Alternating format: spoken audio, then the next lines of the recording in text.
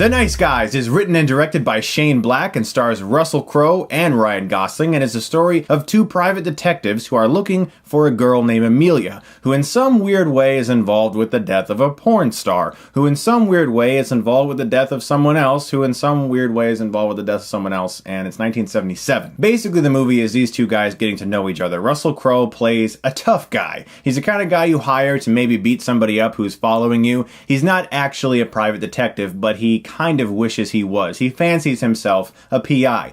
Ryan Gosling actually is. The funny thing is, Russell Crowe's character is probably better at his job, even though he's not officially licensed. I was super excited for this movie because Shane Black has written a very small amount of films, and although I didn't love Iron Man 3, I enjoyed it. I did, however, adore Kiss Kiss Bang Bang, which is a very underrated movie with Downey Jr. and Val Kilmer. That's a very similar film as The Nice Guys, and you can tell that Shane Black definitely understands where he's at home, writing buddy cop movies like Lethal Weapon. Because The Nice Guys just might be the best movie I've seen so far this year. This is a fresh, offbeat, unconventional, original, witty comedy with two actors at the top of their game. Russell Crowe and Ryan Gosling in this film work magic together. These guys have amazing chemistry. And not just because they're funny and they play off each other well, but also because these characters feel at home with each other. And yes, that is the classic buddy cop genre thing. You pair Chris Tucker and Jackie Chan, oh that's strange.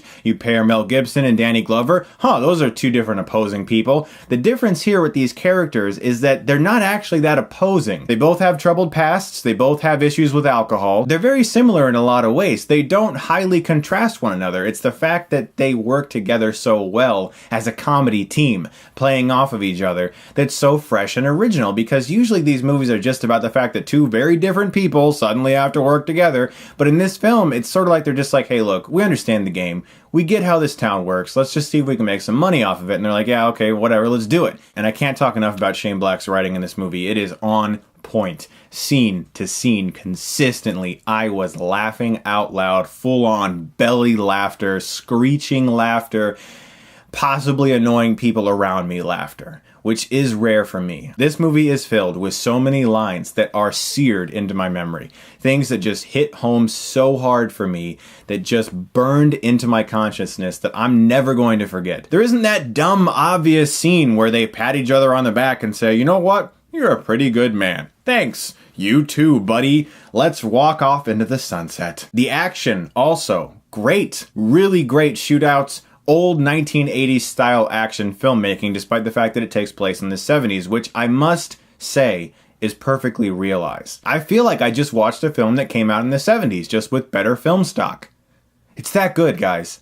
It's a perfect recapturing of a setting. The mystery is appealing. The dialogue is great. The characters are great, especially Ryan Gosling's little daughter, who much to Gosling's opposition is kind of like the sidekick of their various missions they go on, and she's amazing.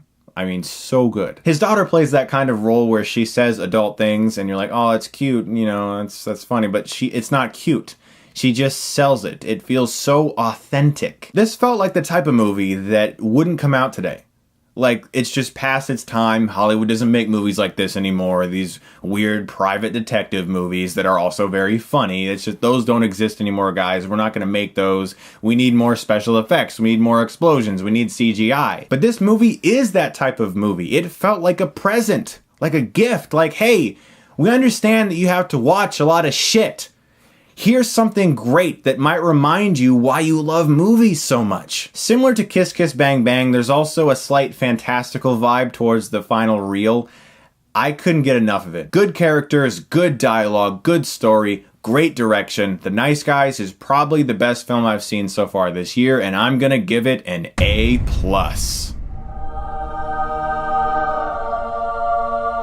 If you appreciate film as an art form, and you want film to be preserved as an art form, not just as a business that can make money, please, go see The Nice Guys this weekend.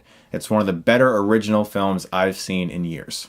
Also, I do want to let you know that my promotion with Audible is still running. If you go to audible.com/Chris, you can get a free 30-day trial of their service. They have tons and tons, hundreds of thousands, quite literally, of audiobooks available for download. I love the website. A lot of you guys have told me that you've appreciated this service as well. Some people have downloaded it for school books. So like I said, audible.com/Chris for a free 30-day trial of Audible. Check it out, guys. There are so many awesome books at your disposal if you like reading or if you like listening to books when you're working, like I do. Guys, thank you so much, as always, for watching. Please see Nice Guys this weekend. It really is really that good, and I really suggest that you guys check it out and support an original film, which is rare nowadays. Thanks so much, guys, for watching, and if you like this, you can click right here and get Stuckmanized.